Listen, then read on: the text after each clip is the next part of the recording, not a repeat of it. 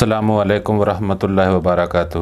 مفتی صاحب یہ ارشاد فرمائیں کہ اگر سنت فجر جماعت سے پہلے نہ پڑھ سکیں تو یہ کب پڑھنی چاہیے اور ان سنتوں کی کتنی تاکید احادیث مبارکہ میں آئی ہے؟ وعلیکم السلام ورحمۃ اللہ۔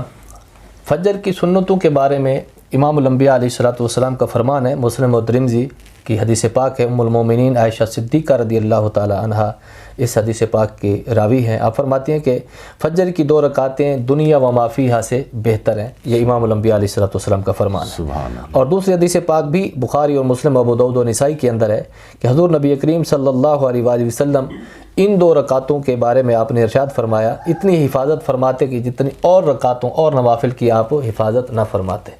اور ایک اور فرمان امام الانبیاء علیہ الصلوۃ والسلام کا موجود ہے، آپ نے فرمایا کہ ان 2 رکعتوں کو تم لازم پکڑ لو اگرچہ دشمن کے گھوڑے تمہارے اوپر حملہ کر دیں۔ اس طرح کا مفہوم حدیث پاک کا ملتا ہے۔ اس وجہ سے امام محمد رحمۃ اللہ علیہ نے فرمایا کہ ان احادیث پاک اس 2 رکعتوں کی سنت کی اتنی تاکید امام الانبیاء علیہ الصلوۃ والسلام نے فرمائی ہے کہ گویا کہ یہ واجب کے قریب ہے۔ تو اس وجہ سے آپ نے فرمایا کہ فجر کی نماز کے بعد اگر یہ سنتیں رہ جائیں تو سورج طلوع ہونے کے 20 منٹ کے بعد ان کو پڑھا جائے، کیونکہ یہ واجب کے قریب ہے، اس لیے ان کی قضا ہے۔ اور باقی ائمہ کے نزدیک اس کی قضا نہیں ہے، یہ سنت موقدہ قریب من الواجب ہے، امام محمد رحمۃ اللہ علیہ فرماتے ہیں، لہذا اس کی قضا کی جائے۔ اب اگر کسی شخص کی سنتیں رہ جائیں تو وہ اس کو بہتر تو یہ ہے کہ فجر کی نماز پڑھنے کے بعد وہاں پر بیٹھا رہے، اللہ کا ذکر کرے، جب سورج طلوع ہو جائے 20 منٹ گزرنے کے بعد اس فجر کے بقیہ جو سنتیں جو رہ گئی ہیں وہ ان کو پڑھ کے بعد میں جائے۔ اور اگر اس کو وقت نہیں ملتا، کوئی ضروری کام ہے، تو جب بھی وقت ملے تو دعوی کبریٰ سے پہلے اس کو